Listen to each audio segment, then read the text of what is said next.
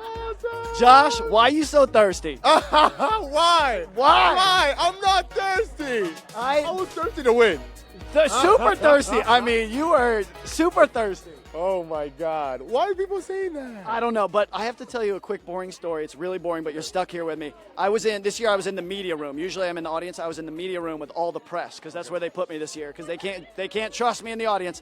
And when you took Paul to the final, everyone panicked. Yeah. Everyone gasped. Everyone's like, oh no, don't do that. Don't do that. Yeah. Paul gave a speech. Everyone's like, that's a really good speech. You start answering your questions. People are like, Josh is doing better than I thought. You got to your speech. They're like, Josh is doing better than I thought. Votes started coming out, 4-4. I don't know why I'm replaying this. I'm just a fan. I was there. And that last vote hit. And the room went bananas. The media went bananas. When I won? Yeah. Oh my God, that's awesome. It was I thought people were pissed. No, it was an awesome finale. I mean, everyone likes a close game. Yeah. It was down to the wire. It could have gone either way. Yeah. But what did you do? What did you do in the last week that changed this game? Honestly, my goodbye messages and my speech, I knew I was going to nail it. Paul played a great game, but I couldn't turn on him so late. I gave him my word, and I was going to stick by my word. But he was playing his game. I was playing mine. So, yeah, you don't want people to know the game you've been playing, and I'm protecting that, but I also have a voice. So they're going to know that I've been working with you guys, and the reason why I had to evict Alex and I had to send Ray out is because I stuck by you in Christmas and Paul. So he can be mad about it, but at the same time, I had to play my game. You earned your money, man. Yeah. I mean, you were there just as long as anyone else. So, as a fan of the show and as someone who was just enthralled by the experience in this media room, I have to say it was like electric. It was truly electrifying. And this is the 16th season that I've watched Big Brother, but it's the 5th season I've done the jury roundtable, and it was my favorite ending I've ever seen. Really? I can't wait to watch that back. Oh, you're gonna lose your mind. Ripping our heads apart. I mean, they were all against us. It was literally like this is what I was thinking. She was loved, and she handled every eviction with grace and with love. I was like, I hate you, I hate you. I pulled a you. I was like, I hate all of you, you're all going home. So I knew that I was disliked, but I knew that Paul, I was thinking, oh, he's the vet, and he pissed a lot of people off too. So I was like, I have a better chance with him, and it worked.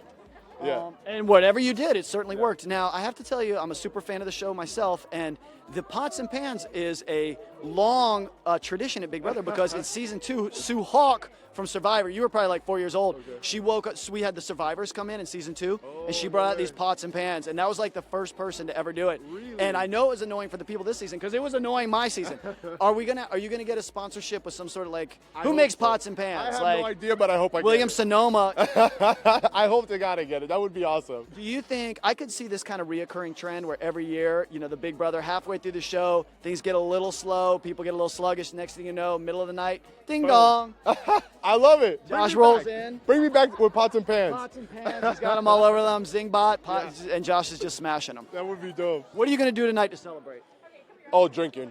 I'm going to grab Paul, Christmas, everybody, and just give me some wine or beer. I need it. You deserve it. You earned it. And then what are we going to, so that tomorrow drinking too, next week drinking? Just the whole full week I'm celebrating. It hasn't sunk in that I won yet.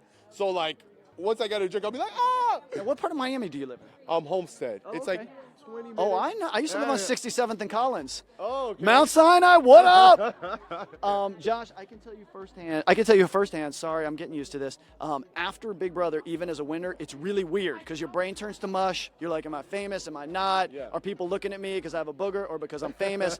What are you going to do to decompress and just how are you going to be a normal person and go back into society after being isolated for so long? Yeah, that's hard, but I got family that humbles me real quick. They'll be like, you're a joke, stop it. Go bang pot somewhere else. So my family's going to keep me grounded and humble. And I'm just me. I'm a kid from Miami, got lucky, went on Big Brother, lived a dream, I won, and now I go back to my life. It's always great when a super fan wins because it's like if you're a fan at home and you're sitting here and you're like, I could do that, then do it. Yeah. Then do it. Then go right now to CBS.com and apply for the show and get on the show. Josh did it. I did it. That was my message. I was like, listen, if you're a huge fan, I tried out 3 times. And the third time's a charm. I mean, that's a great story. It's, it really does take that. Some people get dissuaded or they get discouraged. There has been many, many people who've won the show who applied multiple years. Yeah, Dan Giesling. I don't know, I think 4 times or something like that. Let's ask him. Dan, you're texting me right now telling me how good my interviews are. So text me right now. Are you there, Dan? You're live, right? Text me. Let's see if he'll do it. so cool. Dan, I'm right No here. way. Look, Dan, he's asking Holy questions. Oh, smokes. he's saying mean stuff. No, I'm just kidding. He's not. So we'll wait for Dan to do that. What other advice do you have for other people wanting to apply in terms of gameplay? And I asked that in the sense that you had very non-traditional gameplay. Like no one had seen someone so emotional, screaming, crying, freaking out. Honestly, I think that my gameplay was so underestimated. People didn't know, they underestimated my physical ability, my mental ability, and how much I knew the game. That was my biggest blessing. I kept that under wraps. I wanted people to think, oh, I have him in my back pocket. I have control of Josh, so why go against him? Because if I would have flipped and gone with Cody, the whole house would have gone bananas. You get me? So I underplayed my whole gameplay. People were like, I'm a Het fan. Do you know Dr. Will? I'm like, hell no, I don't know Dr. Will. I'm Dr. Will's biggest fan. Never said it. So you went in as a fan. I stayed quiet, kept my mouth shut. And I just kept playing up the whole, oh, you know, I'm just here to have fun. I'm just here to bang pots and pans, and I'm the crazy kid. Every time I called somebody out, it was intentional. It was to expose their game. I wanted to put a target on them and let them know, listen, this person's shady. They're working with this guy, draw attention to them. So a lot of people thought I was just emotional and crazy. There was a method to all my madness in the game, and it played out good. In terms of the tears, what was that method? Because you cried a lot. Oh my God! Honestly, it was just thinking how bad I wanted to win for my family. Like I'm about to cry right now. Let him out. Let him out. My drive and my strength in the house was just thinking about my parents and me saying, "Here, like this is for you." Woo! So now I get that moment, so it's awesome. You know why this victory is so sweet for some of the fans is at one point, and I'd be remiss if I didn't mention it, and CBS is going to fire me right now, I'm okay with that, is at one point, Paul physically put his hand on you, like he smacked you in the face, and as an adult, that bothered me tremendously. You might not even remember. Do you not remember that? No. Do you guys know what I'm talking about? At one point, Paul came up to you and he wanted to like calm you down and he gave you like a smack in the face. And if I was your mom, I would have jumped through the screen and I freaked out. No, back me up here. Someone's saying don't say this. I'm not allowed to say this. Look, oh wait, Dan Giesing. He says 4 times. Tell meatball hi. Tell meatball hi. That's what he says. Dan, I love you. This is awesome. And then I'm like, during the comp, we have Dan Giesing in the back, the funeral director, and I'm like, oh, I don't know who he is. Everybody's like, who's that guy? Super Dan fan. Giesing. We thought Cameron was a super fan. He played himself. He played himself. He played himself. Josh, you absolutely deserve every single bit of this. Thank you so much. Suck it in, absorb it in. I'm going to hug it out. Thanks, buddy. I'll see you in Miami at some point. Nice. The pleasure has been all mine. Thank you very much, and enjoy your victory. Thank you, guys. Thank you.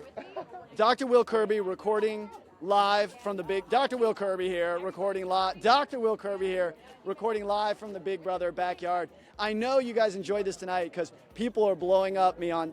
No, they're not blowing me. Why did I say that? Oh God, I'm so sorry. That's not happening. That's not happening. Oh, I'm fired. I know they're gonna fire me.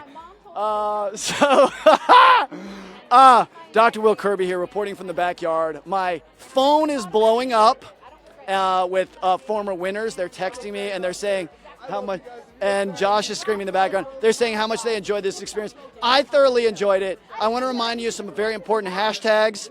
Hashtag Ramses for Klingon.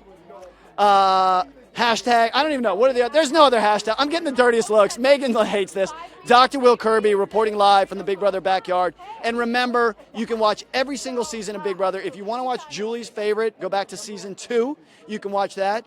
If you want to watch Alex's favorite, she doesn't even know what season I was on. I was on 2. She thinks I was on 1. You can watch 1 and 2.